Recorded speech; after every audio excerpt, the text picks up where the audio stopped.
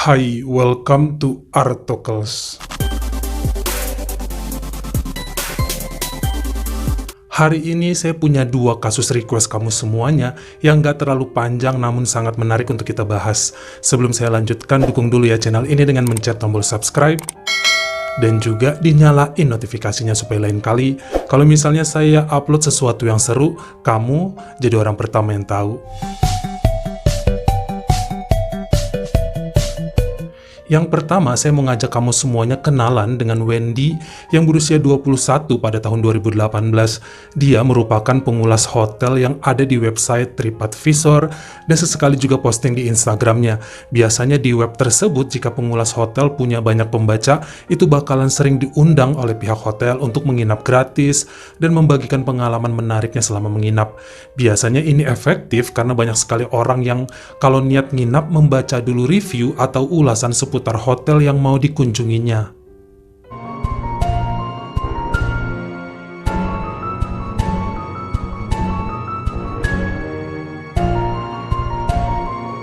Kembali lagi ke Wendy tadi, dia tinggalnya di New York dan sebelumnya katanya udah 2 kali diundang hotel untuk menginap gratis dan membuat ulasan tentang pengalaman selama menginapnya. Tapi itu hotelnya masih di New York juga, nggak jauh dari rumahnya. Pada bulan Juli 2018, Wendy tiba-tiba menerima sebuah pesan di Instagramnya dari akun Ritz Plaza Hotel di Miami, dan seorang wanita yang bernama Melissa mengaku sebagai marketing hotel tersebut meminta Wendy untuk menginap gratis 2 malam dan membuat ulasan kalau bisa di akun Instagramnya. Melissa kemudian bilang bahwa semua biaya tiket pesawat, akomodasi, dan segala pengeluaran Wendy selama di Miami kelak bakal mereka ganti. Selain itu, Wendy juga diizinkan bahkan disuruh untuk membawa satu teman wanita lainnya untuk datang dan pihak hotel akan membayar semua biaya untuk mereka berdua kelak. Tentunya Wendy sangat senang karena mikirnya ini pengalaman pertama dia mengulas hotel di luar kota New York. Pasti bakal seru. Kemudian pihak hotel tadi katanya mengirimkan email kepada Wendy tentang kontraknya dan Wendy menyetujui bahwa dia akan berangkat ke Miami pada hari Sabtu 21 Juli 2018. Ternyata saat memilih teman wanita yang mau diajak, itu si Wendy kebingungan karena beberapa temannya nggak ada yang bisa kemana-mana di tanggal tersebut. Ada yang kerja, lagi ada acara, dan alasan lainnya. Intinya dia tuh nggak dapet temen cewek yang bisa diajak ke sana. Nah, karena kebetulan dia punya sahabat cowok yang bernama Mitch, dia mikirnya mending ajak si Mitch aja nggak apa-apa kali ya. Kalau nanti orang hotelnya nggak mau ganti uang tiket pesawat dan biaya akomodasinya, bakalan dia yang bayarin Mitch pakai uangnya sendiri. Karena Wendy mikirnya kan dia sebagai tokoh utama yang diinginkan pihak hotel, jadi bawa temen cewek atau cowok nggak masalah deh. Akhirnya Wendy mengajak Mitch dan si Mitch juga seneng banget lah diajakin jalan sekalian liburan. Mereka pun beli tiket untuk 2 orang pakai duit si Wendy dulu dan kemudian berangkat pada 21 Juli 2018 menuju ke Bandara Internasional Miami. Janjinya mereka akan dijemput oleh pihak hotel di bandara.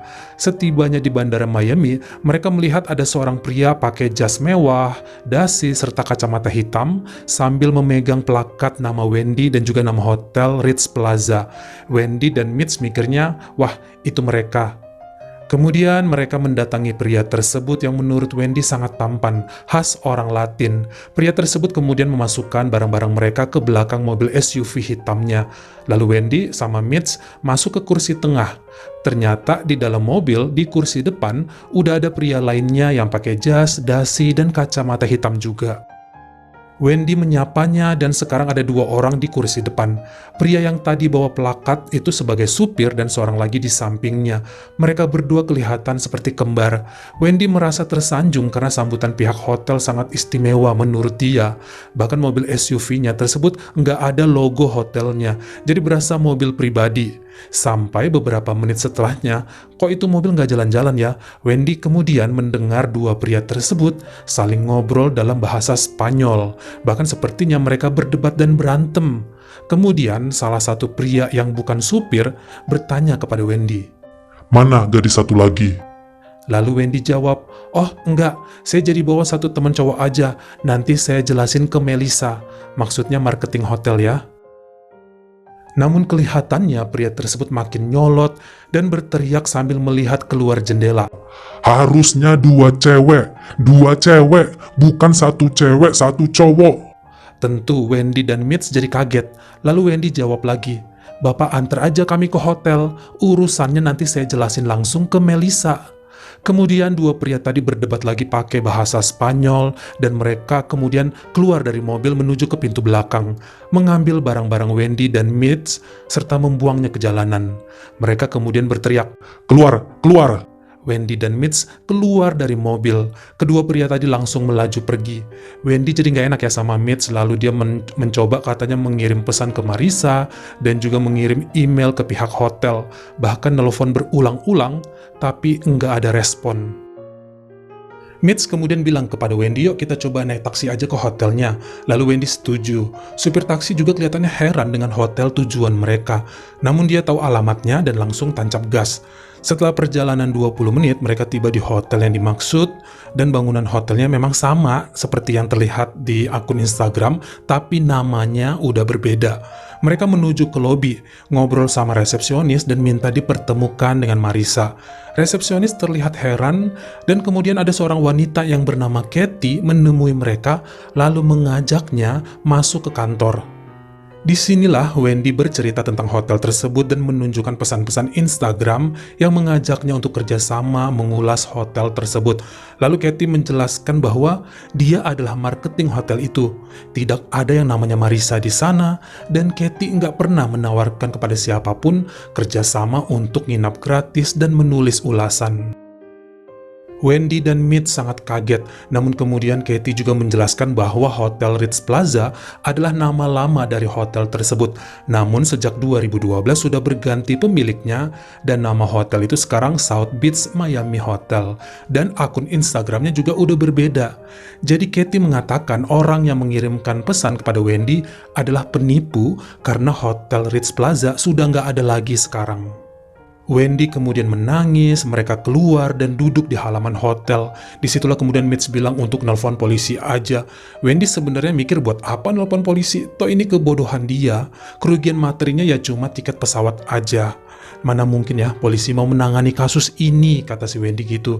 Tapi akhirnya mereka menelpon polisi dan saat itu juga petugas mengatakan bahwa akan ada beberapa anggota FBI yang menemui mereka. Ya mereka kaget lah, kenapa harus FBI? Ini kan bukan masalah serius banget yang harus melibatkan detektif. 15 menit kemudian beberapa petugas polisi dan FBI datang. Wendy dan Mitch diajak masuk lagi ke Hotel South Beach. Mereka juga mengajak pihak hotel ngobrol. Disinilah kemudian diketahui ada puluhan wanita muda telah diculik dengan modus mau mengulas Hotel Ritz Plaza yang sebenarnya udah nggak ada. Mereka dijemput dari bandara oleh pria Latin dengan pakaian mewah dan kemudian menghilang gitu aja. Dua wanita berhasil selamat, namun dikatakan ada beberapa yang sempat menelpon polisi, namun gak ditemukan sampai saat ini. Menurut FBI, Wendy adalah calon korban selanjutnya.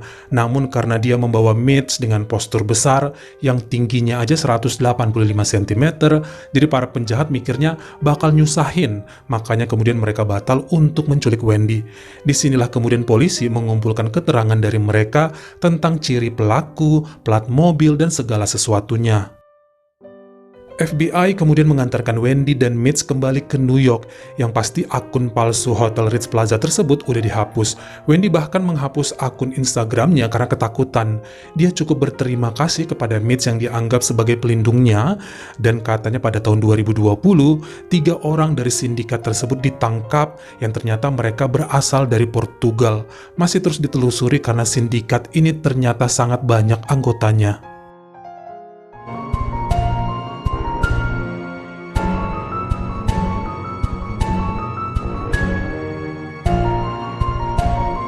Pada suatu malam di bulan Juli 2017, seperti biasa semua orang beristirahat setelah lelah seharian beraktivitas.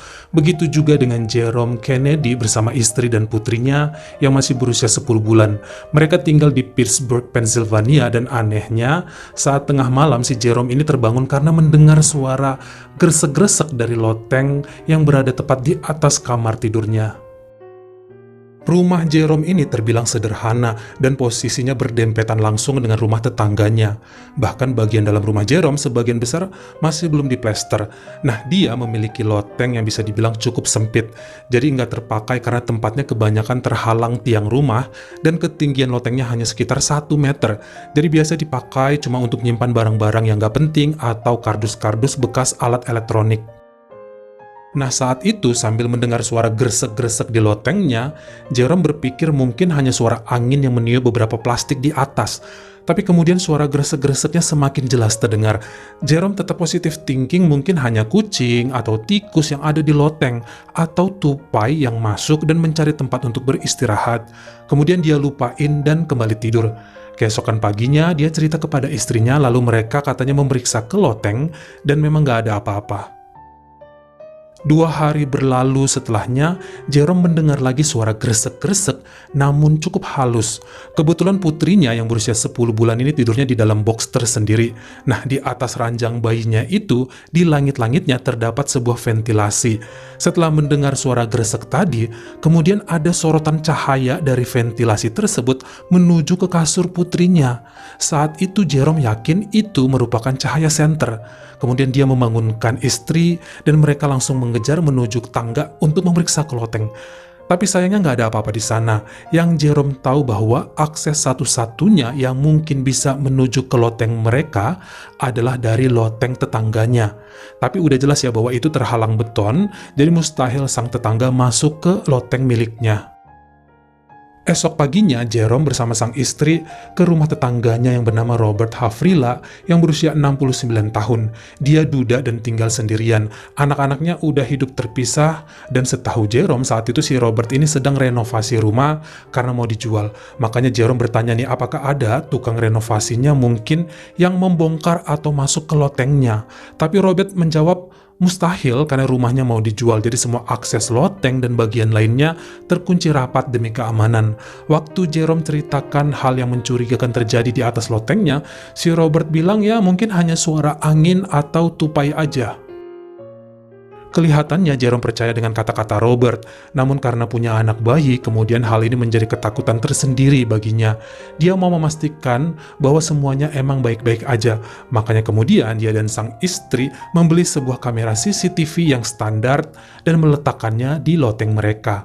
Setelah memasang CCTV tersebut, sepertinya selama 3 hari Jerome tidak mendengar lagi suara gresek-gresek dari loteng di atas langit-langit kamar tidurnya. Namun dia kepo juga dan memeriksa rekaman CCTV-nya. Dan hal mengejutkan dia lihat di sana.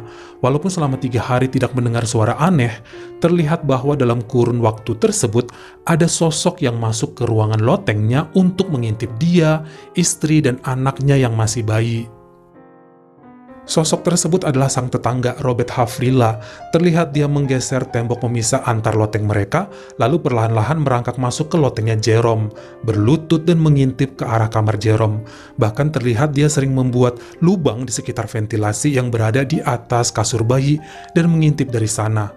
Setelah 1,5 jam mengintip dengan puas, dia menutup lubang itu lalu kembali ke rumahnya. 3 hari perekaman CCTV dan 3 hari pula Robert melakukannya. Inilah yang kemudian membuat Jerome langsung melaporkan kepada polisi sambil menunjukkan rekaman tersebut sebagai barang bukti. Setelah itu, polisi dengan cepat menangkap Robert Havrilla. Jerome juga kemudian mengetahui bahwa banyak banget nih lubang di tembok rumahnya yang belum terplester digunakan Robert untuk ngintipin dia dan keluarganya. Makanya kemudian Jerome menutupi dengan kertas dan tisu semua lubang itu. Kepada polisi, Robert mengaku dia terpengaruh obat tidurnya sampai suka halusinasi dan berjalan menuju lotengnya Jerome tanpa sadar. Namun, hasil pemeriksaan dokter nggak ada kandungan obat tidur dalam darah Robert pada beberapa hari sebelumnya. Bahkan menurut catatan, si Robert ini pernah terlibat kasus pencurian sebelumnya.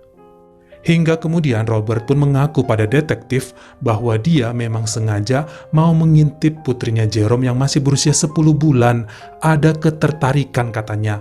Hakim hanya memberikan hukuman percobaan bahwa Robert nggak boleh mendekati keluarga Jerome dalam radius 10 km minimal dalam waktu 5 tahun ke depan, serta membayar uang $2.245 atau sekitar 31 juta rupiah atas pelanggaran masuk ke area orang lain tanpa izin. Bagaimana menurut kamu? Apa hukuman bayar denda aja cukup untuk Robert Havrilla?